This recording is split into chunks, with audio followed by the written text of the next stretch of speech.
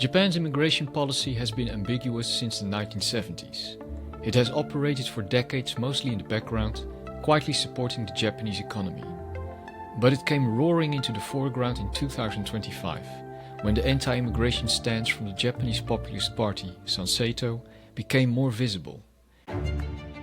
In this podcast, we're going to unpack the complexities of Japan's immigration policy with Maximilien Rehm, Japanese immigration researcher at Doshisha University in Kyoto and author of numerous publications on Japanese politics, society and immigration. Maximilien Rehm, welcome to the show. Thank you. Let's start with a simple question first. What is Japan's immigration policy and what challenges does it aim to address? Okay, this is a really big question. And first, I want to start by outlining some of the basics about how Japan views immigration and what their policy has been. Primarily today, I think we're going to be talking about the last 20 or so years, maybe, or more about what the present issues and policies are. But first of all, we have to say that there were some immigrants that came over during the colonial era. So that was pre-war. Those are primarily Koreans, right? And people from Taiwan. And so that was a kind of first major modern immigrant group. But after the war ended, those people stayed, or some of those people stayed in Japan. But Japan didn't really accept any new immigrants after that until maybe the late 70s to early 80s. So there was about 30 years or so where Japan didn't really accept any immigrants. A lot of people in my field of study, they kind of separate the two groups. These colonial era immigrants, they call them oldcomers. And then these new immigrants, of which maybe you and me are a part of, and also, many people that came from the 80s, they're called newcomers. So today, I think we're primarily talking about these newcomers. And officially, Japan, however, still does not have an immigration policy. So the government says in an official capacity that they are not a country of immigration and that they do not have an immigration policy. Of course, in reality, it's quite different. Japan has primarily, since the 1970s and 80s, been trying to attract and accept workers and students. And even though they are saying it's not an immigration policy, de facto, what it has meant is that there are more and more foreigners coming to Japan. So today there's about 4 million foreigners living in Japan, and this is up from just over 1 million in 1990. So a pretty strong increase. Even though it's still only 3% of the overall population, we can see that the government's policies have resulted in more foreigners living in Japan. So even though they don't call it an immigration policy, de facto, this has been the result of their policy. And one of the reasons why they don't, well, there's many reasons why they don't want to say it's an immigration policy. But one of the reasons is that they have in the past linked lower skilled migration to immigration. So if we accept lower skilled foreign workers, that means we are accepting immigrants. And this they have learned from European countries, where they saw some guest worker schemes that, for example, Germany or Switzerland did, and those people stayed for a long time and became immigrants, kind of. And so one of the core things to understand is that Japan, as part of their move towards accepting labor migrants, again, starting in the 80s, they have basically accepted higher skilled workers very liberally. So it's a very, very liberal system. If you have a job in Japan, you can come to Japan, right? There's no numerical targets, nothing like this. It's quite liberal. So for higher skilled workers, it's like that. But for lower skilled workers, they do not officially accept unskilled workers. What they have done is used so-called side door policies. These are, for example, students who work during their studies. There is a very famous program called the Technical Intern Training Program, where foreigners come as interns to Japan with the expectation that they will return to their home country after. But de facto, what they're doing is engaging in work. This is not really an internship. It's more like a 3 to 5 year long working program. And also they've accepted ethnically Japanese people from South America, for example. Japanese people were encouraged to emigrate to South America in the past, and now the sons and grandsons of those people were welcomed back. But those are also basically filling lower skilled jobs like construction or something like that.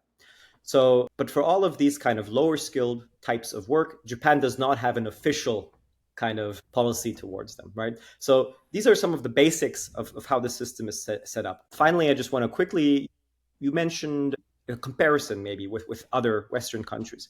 Very quickly, and I think we're going to get into this more, but I think the main difference between Japan and the West, let's say Europe, but also in some ways North America, the main difference I would say is that in Europe, one of the biggest drivers of migrations are family reunification and asylum and refugee. And so some people call this rights-based migration. You have asylum seekers have the right to seek asylum. You have the right to bring your family over once you're an immigrant in Europe, right? Japan has what I would call demand-driven immigration. There is very, very little asylum, and there's comparatively little family reunification. The overwhelming majority of people come here either to work or to study. This is the main difference between Europe and Japan.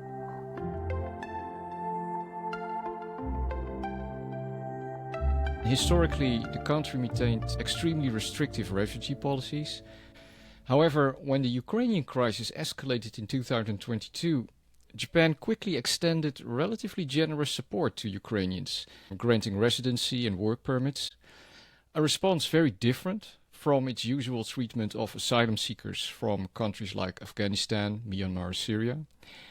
Could you help us understand why a country like Japan exhibits these contrasting attitudes towards refugees and immigrants? So as I mentioned before, asylum is not a very big part of Japan's immigration policy. It's a very, very minor part. And part of the reason is, as you just mentioned, that the acceptance rates are quite low. At the same time, Japan has ratified the Refugee Convention and is one of the biggest contributors to the UNHCR, which is the UN agency that handles refugees. So in a monetary wise, they are contributing to the global refugee problem. What they are not doing is accepting themselves many refugees. So some people call this, or I have called this, checkbook diplomacy in the past. So sending a lot of money, but not actually bearing the responsibility of accepting refugees. However, at the same time, what the government would argue, and some of it is true, is that, of course, it is an island country in East Asia. There are not many wars and refugee-producing areas close to Japan, except for Myanmar, right? And so a lot of people simply do not come to Japan from major refugee producing areas, which are right now in the Sahel, Northeast Africa, and the Middle East, right? And so this is true. So this is one reason why there's less refugees comparatively. Another reason is about the Japanese policy. The Japanese policy has a very, very rigid interpretation of refugee law, of what it means to be a refugee. So they're very, very strict on this, right? And one of the reasons why I think they're doing this is they want to keep maximum discretion over the asylum process. So what I mean by this is they want to put refugees or people they accept under humanitarian provisions under their domestic law, domestic legal frameworks, and not international law. Because if you accept them as refugees, they have certain rights under international law, right? But what Japan likes to do is keep them, maybe they will grant them protection, but they will do it under domestic law.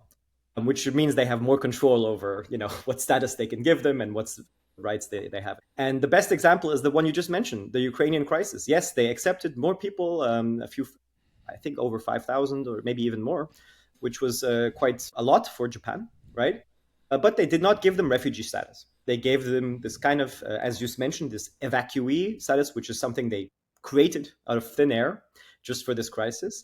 And they basically did it so that they gave them the same benefits as you would give a refugee, but they are not refugees under international law. They gave them this new status that they created in domestic law. And again, this just shows how they try to kind of keep this process of humanitarian admissions under domestic legal framework, which has been criticized, right? Because obviously the foreigners will have less rights under this. And the other countries you mentioned, for Myanmar, for example, they have also shown themselves to be very flexible. As you mentioned, they are not accepting them as refugees. But if you are from Myanmar and you are working in Japan and you don't want to return home, Japan will let you stay. So they have also shown themselves to be quite flexible in providing some form of humanitarian protection, even though it's not official refugee status and all the rights that comes with that. So I would say it's been improving a little bit, but from a very, very low baseline. So I would say Japan has been a little bit more proactive in recent years. But yeah, very, very low baseline, very, very low refugee numbers and asylum numbers in general. So, and this is again, geography and policy. Those are the two reasons why it is.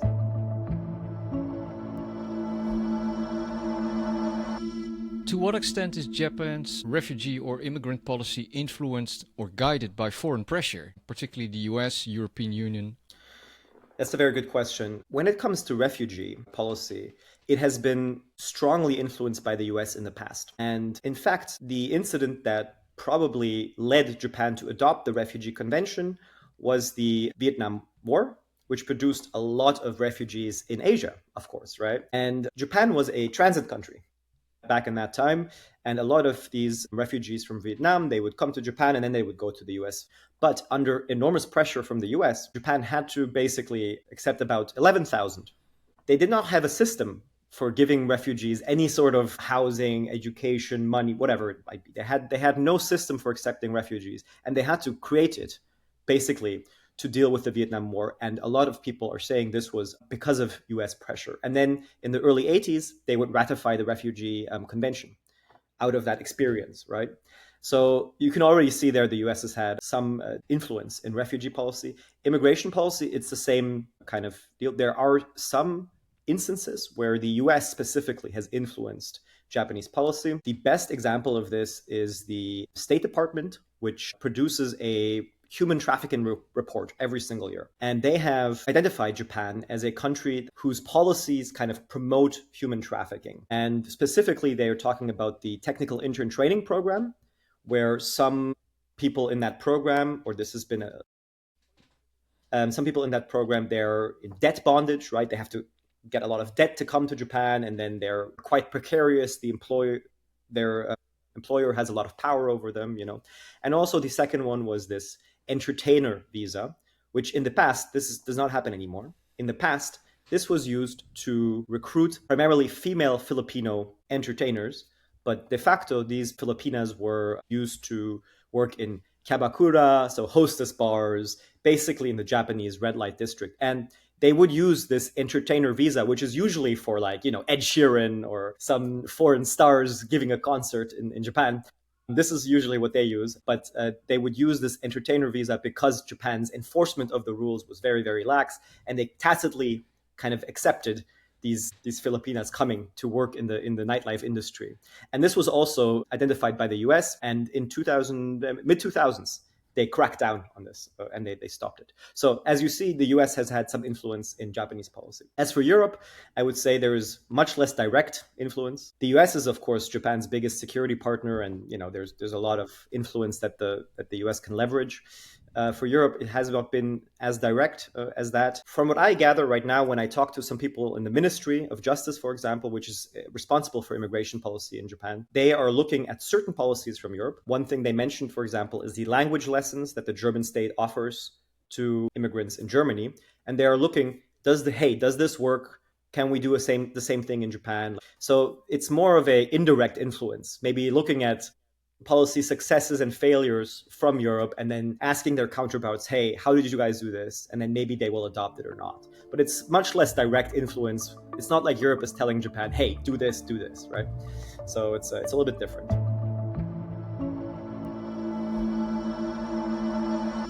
I want to talk with you about living as a foreigner in Japan. So, recent public discourse and media coverage in Japan reveal a surge in anti-foreign sentiment, and yet the number of foreign representation, either in media or in daily life, seems to grow in Japan. Is Japan still a safe place for foreigners who live here or those who are considering moving here? So I think overall, it's pretty safe to say that Japan is still a very safe place for foreigners who live here or those who want to work here. At the same time, you can caveat it a little bit. There are differences in lived experience based on where you're from. Maybe if you're from certain countries in Asia, there's, of course, the historical issue between Japan and Korea, for example, or Japan and China. And also, it also depends, of course, what you are coming here to do. As I just mentioned, in some areas of Japan, especially when you're looking at the lower skilled level, some of the systems and policies are not necessarily put in place to protect workers, first and foremost. They're more there to ensure that the workers work, and that the employer has structurally a lot of power over these workers, especially on the lower end. So you can have a bad experience if you perhaps end up in these systems and with a bad employer. But again, those are these days mostly individual cases. I would still say that in general, Japan is a very safe place in general, and also for foreigners. You might get some weird looks, you might get some comments, and you might experience some discrimination when you're looking for housing, which has been a problem for forever, I think. But in general, yes, it's still very safe.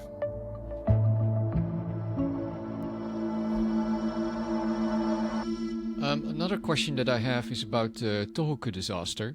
The 2011 Tohoku disaster exposed some challenging realities about Japan's immigration and asylum policies, and in particular how refugees and asylum seekers were left during the crisis.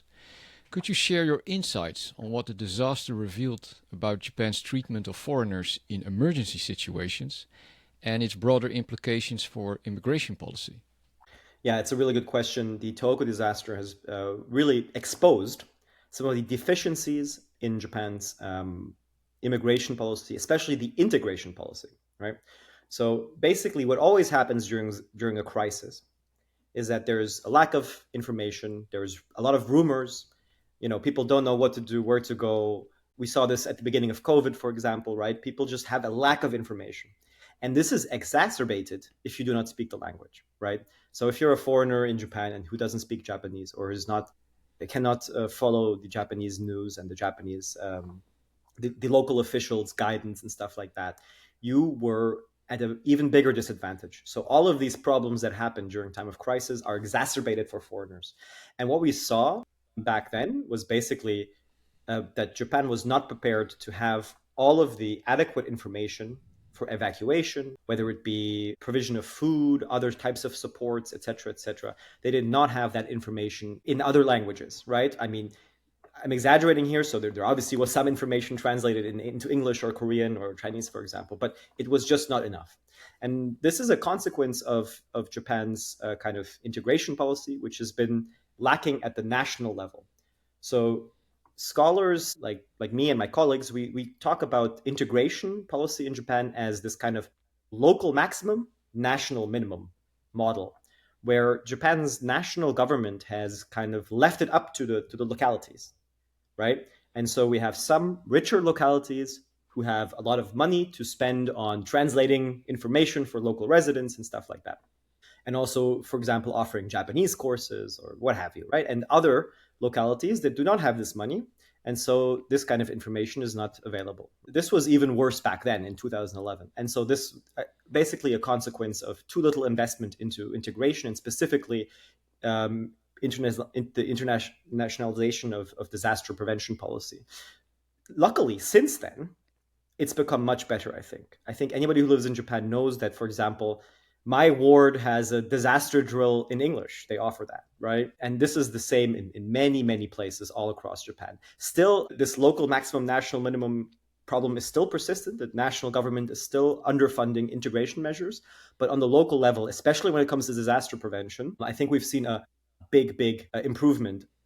But it was because 2011 was so problematic that afterwards it became better. We kind of had to find out in a bad way before changes were made. But I think now there is a lot of information in many different languages, but especially the main, like English, Chinese, and Korean, especially those, and Vietnamese. In those languages, we have most of the disaster-related information available now, and there's also drills and et cetera, in most places in Japan. So I do think we have improved there.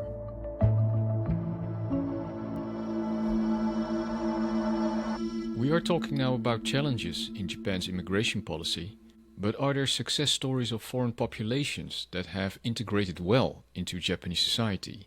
And have these populations been assimilated into Japanese culture, or have they maintained their distinct cultural identities while integrating?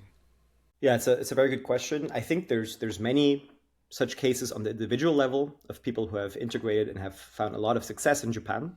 When we're talking about specific groups, we can, of course, mention again the Koreans, which were oftentimes forced or had to migrate over to Japan before the war, oftentimes to work. They're now in their, third or fourth generation.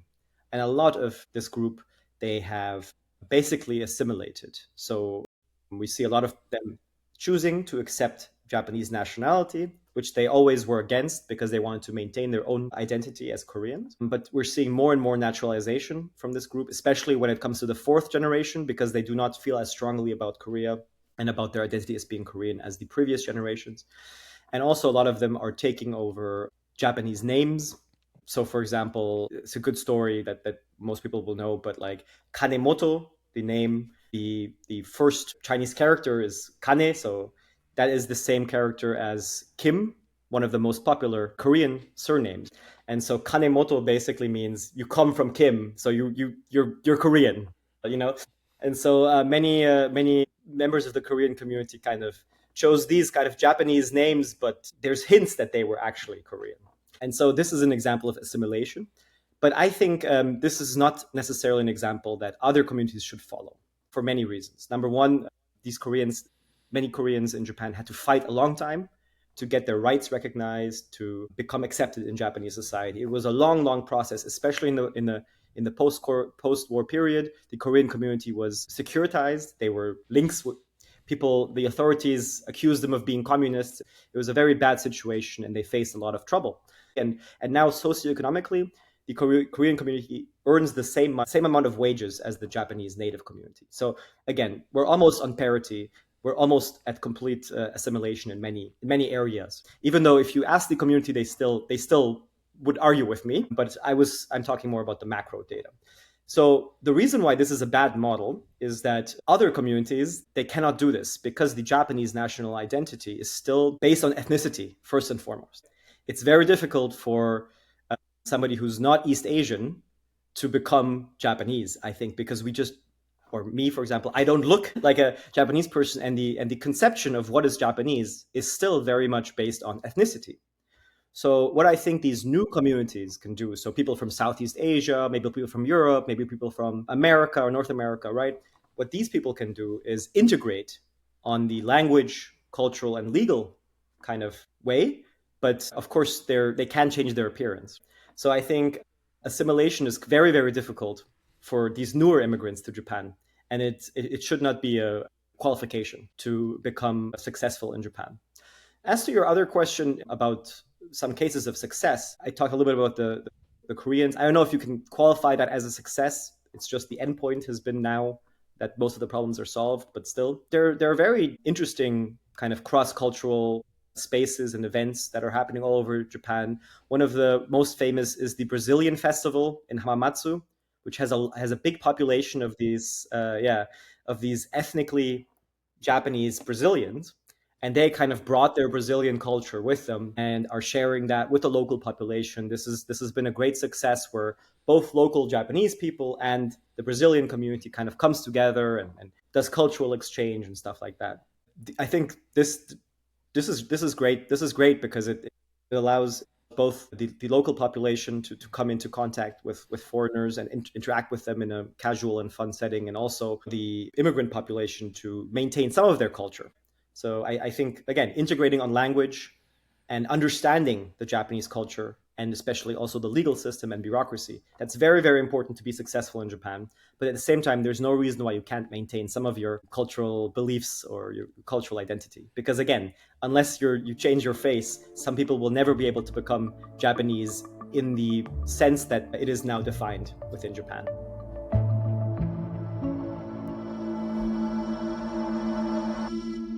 I have here a question from a listener, and she asks, do Japanese people feel threatened with their job security or promotion path when their company is hiring foreigners? It's a really good question. And to put it very simply, I don't think this is a problem as of right now. So Japan is pretty much at full employment. Everybody who wants to work can find a job in Japan. And the vast majority of foreigners that come to Japan these days fill roles that Japanese simply do not want to do. And nursing and construction are great examples of this, because these are both fields that pay comparatively little, where a lot of young Japanese, if you ask them what you want to do, they don't want to go become a nurse, they don't want to work in construction. But these are two industries that are still critical. Number one, obviously, to care for Japan's older population, which is getting older and older every single year. And number two, to build the infrastructure for which Japan is also famous for, right? Japan is quite famous as a country with very good infrastructure, and the construction sector is crucial to keep this.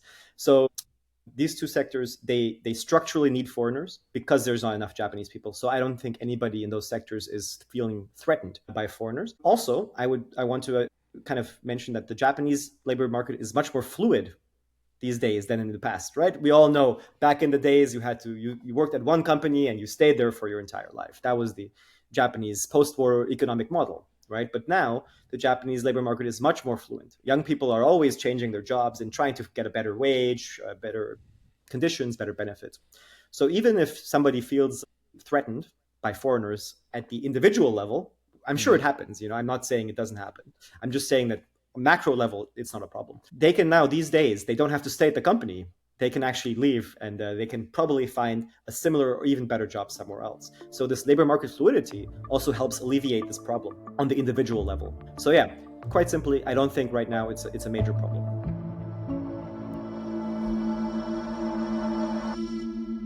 Public opinion in Japan towards refugees and immigrants has long been characterized by caution and resistance, and past developments, such as Japan's relatively welcoming stance towards Ukrainian refugees, what we just discussed, seem to suggest shifts in public attitudes. However, when we look at 2025, public opinion seems to change in Japan. Could you share how public opinion in Japan regarding refugees and immigrants has evolved over time? Yeah, this is a really good question. And as somebody who researches this topic, I will say that one of the biggest problems that we have is that there is still not enough data to fully answer this question. But I can try to give some ideas that are evident from the data that we do have. So whenever Japanese newspapers or let's say NHK or other media ask Japanese about foreign workers or foreigners, we see a lot of different attitudes. As you mentioned, these complexities, as you mentioned. And it really depends on how you ask the question. So sometimes when you ask, should we accept foreign workers that work in industries that are experiencing a labor shortage? Overwhelmingly, people are in support of this. But at the same time, in the last election, when we saw this kind of shift towards immigrants or foreigners being portrayed more negatively in the media, we also saw people are answering a question, for example, like, are you in favor of stricter administrative measures against foreigners? Also, overwhelmingly support. So we have a lot of people in Japan, there's kind of schizophrenic in supporting some areas of policy and others they want more strengthened or they're more cautious.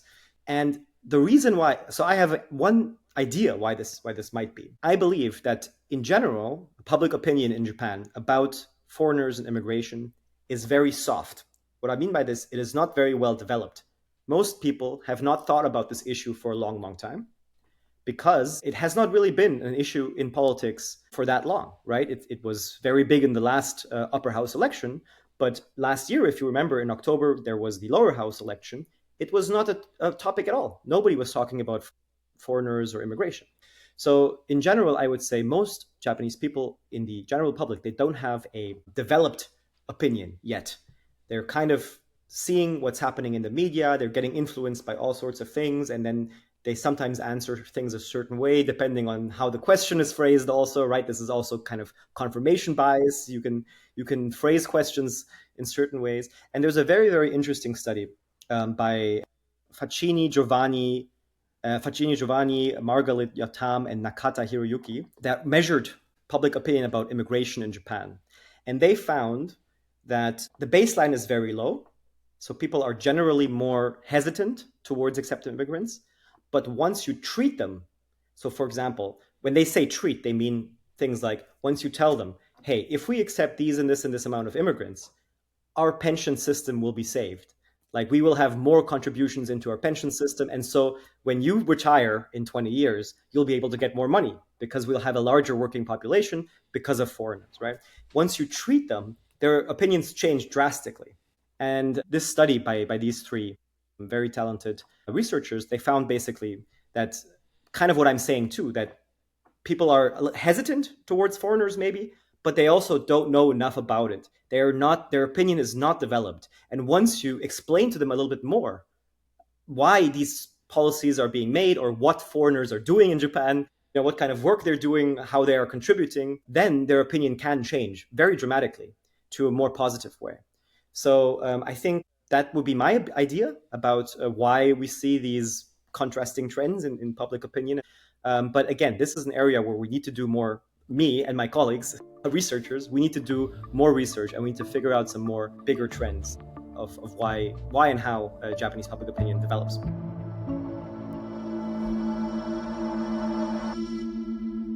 I want to talk about Shinzo Abe, the late Prime Minister of Japan who served from 2012 to 2020, who was pivotal in shaping Japan's immigration policy. You have been quoted saying that Abe's immigration reforms led to incremental changes rather than fundamental shifts in Japan's immigration system. Was this gradual approach deliberate, or was it the result of political or social pushback? I think it was deliberate to avoid political or social pushback. So he preempted the political and social pushback. So through his approach, because basically Abe, as many people know, he originally came from this more nationalist, conservative base of the LDP. But when he was elected in 2012 for the second time, he pivoted to become the guy who's going to revitalize the Japanese economy. For him, it was only about the economy. Right? That was his main message to the people. Abenomics, we all know, we remember Abenomics, right? Like this was his main message.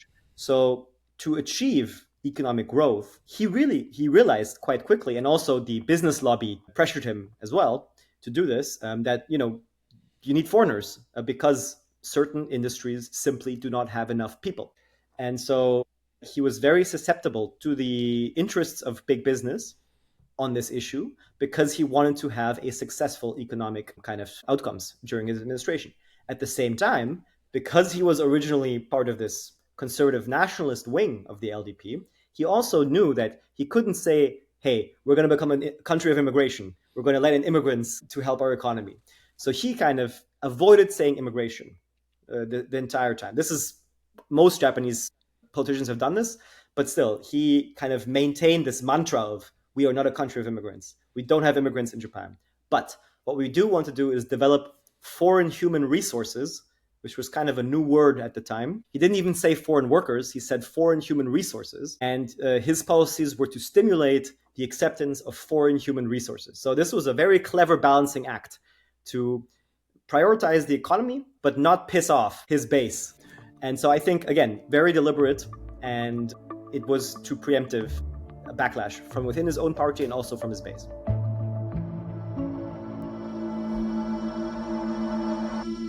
Japan has a new prime minister, Sanae Takaichi. She was a protege and close confidant of the late Shinzo Abe, and it is widely expected that she will continue his immigration policies. Where do you stand on this view?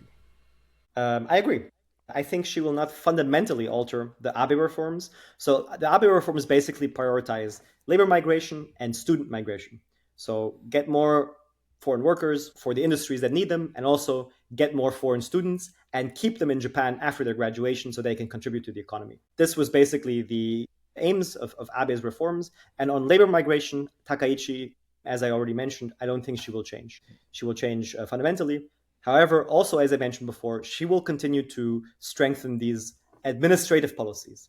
So this doesn't mean that less foreigners will come to Japan, but that the foreigners who live in Japan will be subject to stricter measures. And I already gave some examples, whether that be the licenses, foreign real estate acquisition, or even this visa renewal getting stricter. So this will be the core policy, I believe, of this new administration.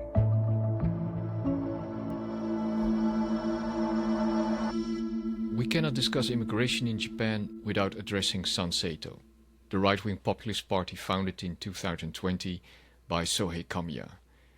Could you explain who they are and what they want?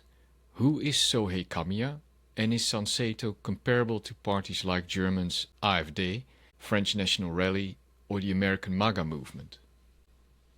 About Kamiya as a person, he used to be a local politician in Osaka, and he joined the LDP in 2012, actually, and he campaigned for a seat. And actually, Shinzo Abe himself came to his district to help him get elected. Eventually, he failed, though, and then he left the LDP, and he became a right-wing influencer on YouTube. And this was for about, 2013 to up until the pandemic or so. He basically became more and more radicalized. His YouTube videos are very conspiratorial, right? And he moved from the right of the LDP to the fringes of the right in Japan. He became more and more right-wing. And eventually what happened was that he decided to set up a political organization, which was very much focused on this DIY approach. The Sanseito, the English name is still the DIY Party, I think, if you look at their website. And the idea that people participate within the party and a movement based on the political participation of the members, and it was born out of his YouTube following, and where he really started to create this political movement that turned then into Sanseito was during the pandemic. Because as many right-wing, kind of parties were back then, he was anti-lockdown, he was anti-masks, and he espoused a lot of conspiracy theories about the origins of COVID and these kind of things. So I think everybody remembers how it was back then. There was a lot of disinformation on social media, and he used this to launch his party Sanseito. And so originally it was not anti-migration or anti-immigration. It was more about this anti-lockdown, anti-masking, conspiracy theories surrounding the COVID vaccine, anti-vaccine, these kind of, this was the original. The biggest, this is also maybe in part to answer your question, when you compare it with German AfD or, other parties like the PVV or National Rally or even the MAGA movement, one big thing about the Sanseito is that they still have this idea of participation. Sansei means literally political participation, right? In Japanese. So the idea is that the members pay a high fee.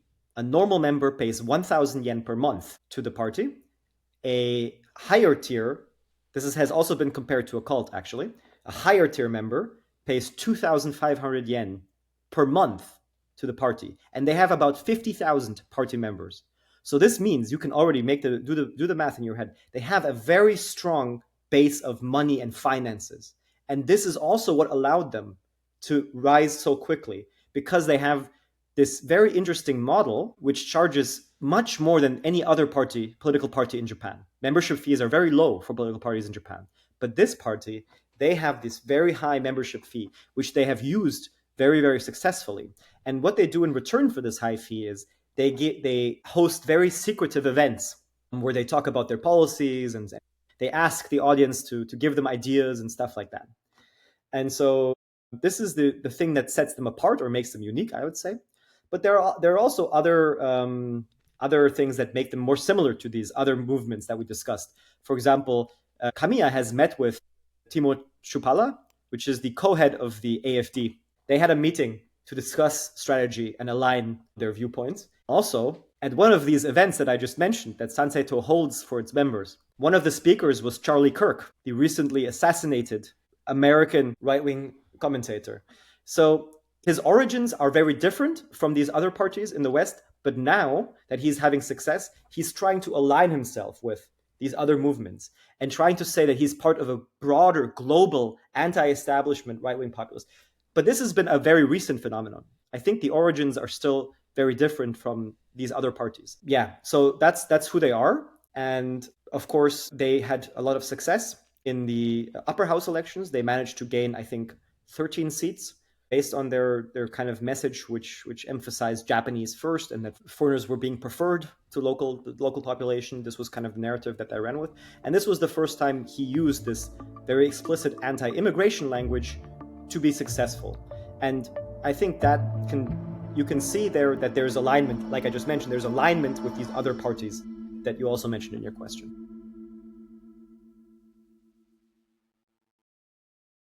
How do you see the future of Japan's immigration policy unfolding in the coming years, especially in light of recent government changes and the ongoing demographic challenges? Yeah, it's a really good question, because we just talked about Sanseito. What I do also wanted to mention is that ever since Takaichi took over, Sanseito's support has dropped by about half in the opinion polls. So for now, Sanseito's momentum has been stalled because the LDP also shifted to the right by electing Takaichi as their next president, and then she became the prime minister, of course. So right now, I would say the momentum of Sanseito is stopped for now. And what this means, I think, is what I already mentioned, that we're going to have a status quo, which again, I think it means that more labor migration to Japan, more foreigners coming here to work, At the same time, maybe some strengthening of some administrative measures, some strengthening of the rules, so to speak. All of these things I already talked about, I already mentioned. This is what I mean when I say status quo, and I think that will continue.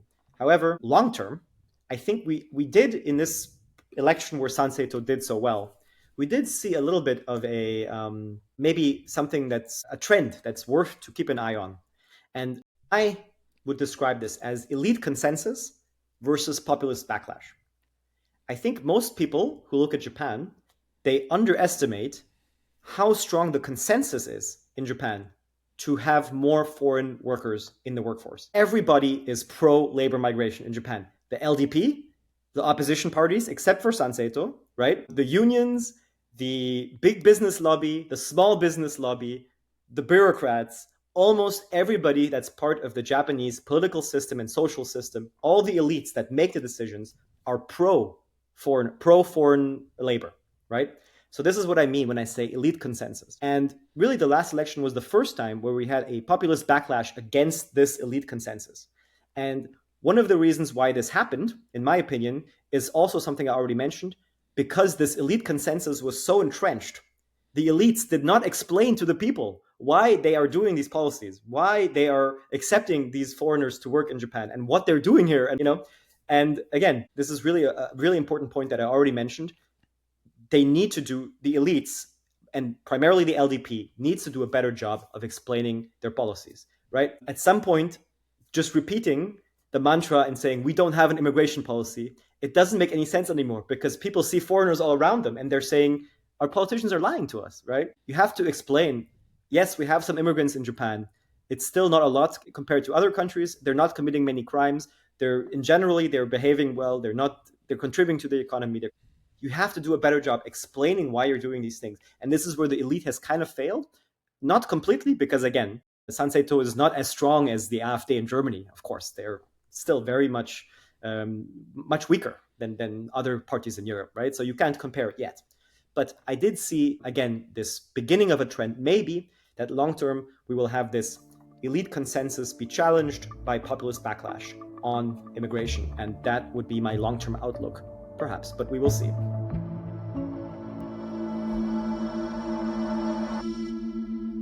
Maximilien Rehm, thank you so much for your time today. Before we finish, could you recommend 3 books for our listeners? Yes. Number 1 is a general book about migration. It's called How Migration Really Works by Hein de Haas.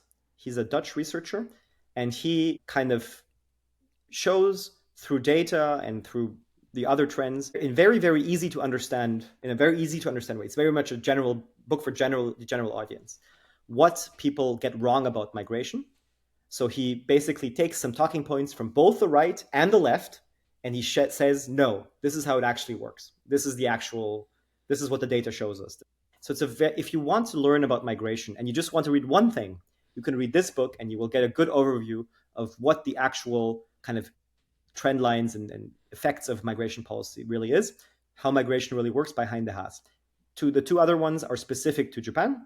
One is called Immigrant Japan from Gracia Liu Farrer, which talks a lot about not only about policy, but also about the human touch, the actual people who live in Japan and what their challenges are. And she has a lot of interviews with foreigners who live in Japan. And it's very cool I talk today a lot about the macro level, policy making and stuff like that. But if you want to also learn a little bit more about the humans who actually live in Japan, you can read this book. It's fantastic. Immigrant Japan by Gracia Liu Farrer from Sanae University. And then the last one is Help Not Wanted by Michael Strauss. And he has written a terrific book also about Japan and kind of primarily the political angle of immigration policy and what politicians in Japan think about migration policy and how their views have shifted and how they're kind of stuck between, kind of being cautious about immigrants but wanting to have more foreign labor, right? Like Abe was also the best example of this, as we already discussed. He really uncovers that, and he has a lot of interviews with politicians in his book. So those were the 3 books that I would recommend if you want to learn more about immigration in general and also about immigration in Japan. Maximilien, thank you so much. And for our listeners, if you have any comments and feedback, leave it below.